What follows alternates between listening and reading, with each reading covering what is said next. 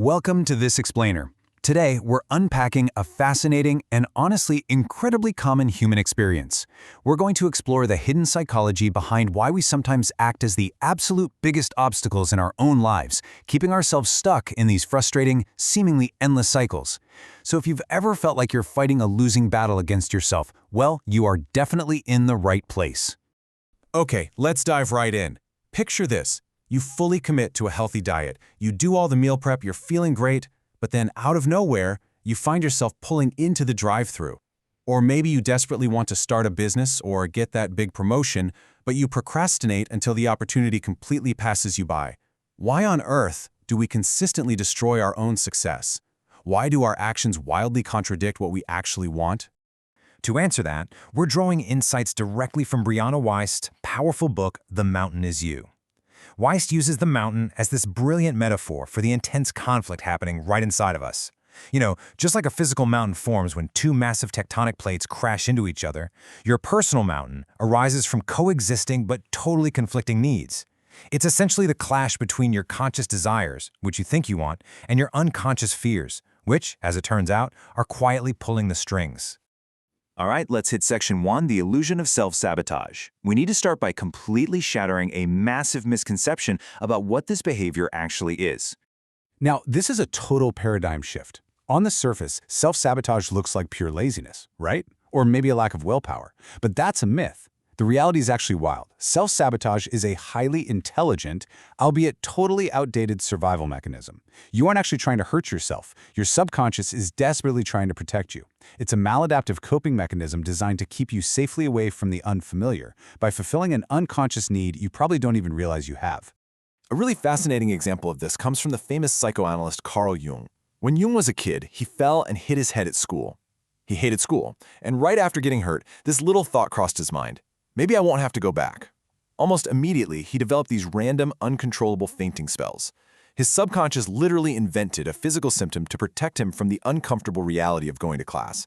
Just like Jung realized, these behaviors are really just substitutes for legitimate suffering. Your brain is just trying to shield you from a pain it thinks you absolutely cannot handle. Moving right along to section 2, the psychology of resistance. It's crucial we understand the hidden neurology behind why we resist what we want.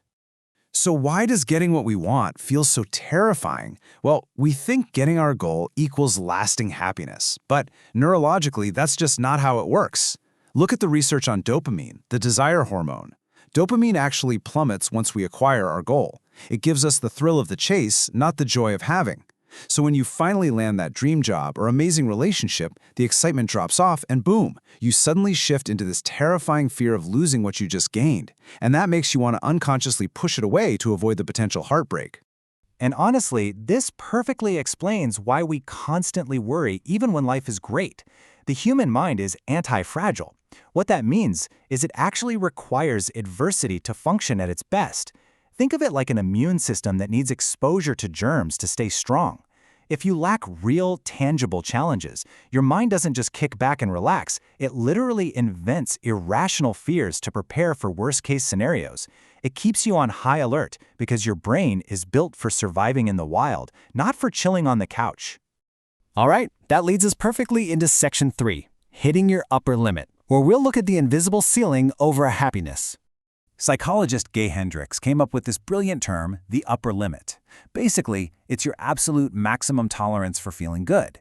We all just assume humans are wired to be happy, right? Wrong. We are wired to be comfortable.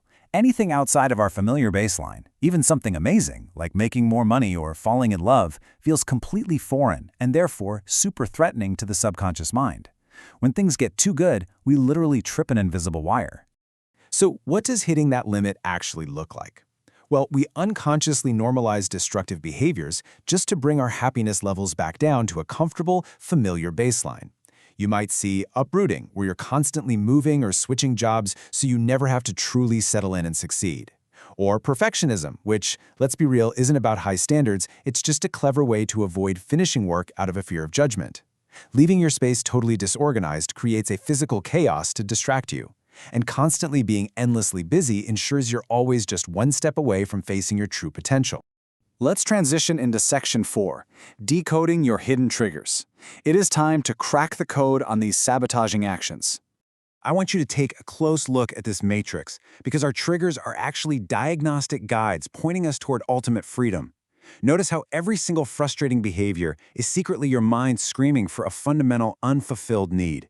If you're pushing people away, your subconscious is likely protecting you from the intense vulnerability of needing their acceptance. If you're eating poorly, your body might be desperately craving deep emotional rest and nourishment because you're completely burnt out. Even staying in a city you claim to hate, that can be a shield to protect yourself from the fear of failing if you actually tried to chase your dreams somewhere new. So, to break this cycle, we have to separate our loud, protective, core commitments from our quiet, core needs. A core commitment is your survival objective, like, say, a desperate need to always be in control of everything. But your core need is usually the exact opposite. It's the true inner requirement you are absolutely starving for. In this case, that would be the ability to trust others and finally feel supported. The more you lean into fulfilling your true needs, the more those loud sabotage symptoms will just naturally fade away.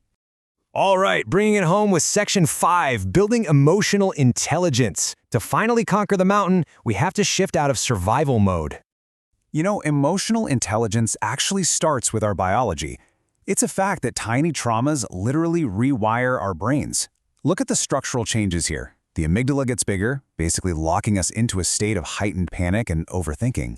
The hippocampus actually shrinks, which fragments our emotional memories and leads to disassociation. And the prefrontal cortex, the exact part of the brain we need for planning and self-development, decreases in function. You are literally stuck in fight or flight, meaning recovery is not just about trying harder or gritting your teeth, it's about systematically reestablishing a true feeling of safety in the areas that hurt us. So how do we actually process these feelings? Healthy emotional processing means facing things head-on. Step 1, get clear on the trigger. Stop overthinking the drama and pinpoint exactly what boundary was crossed. Step 2, validate it. Let yourself actually feel the anger or the grief without any judgment whatsoever. Don't bottle it up. And step 3, only after that physical tension has completely released, sit down and determine a logical course correction for the future. Which brings us to a massively important, life-changing rule. You must disconnect action from feeling. Look, your feelings are currently wired to keep you cozy in your old life. If you wait around until you randomly feel like doing the hard work, spoiler alert, you're never going to do it. You have to take action even when it feels wildly uncomfortable, trusting that your emotions will eventually catch up to the new you. You literally have to generate your own inspiration through forward movement. I want to leave you with a really provocative thought straight from the source. In the end, it is not the mountain you must master, but yourself. So ask yourself this: if social media completely vanished tomorrow, if you couldn't post about your successes, show off, or seek external validation from anyone, what would you actually do with your life? Are you chasing your true, authentic desires, or are you just playing out a script written by everybody else?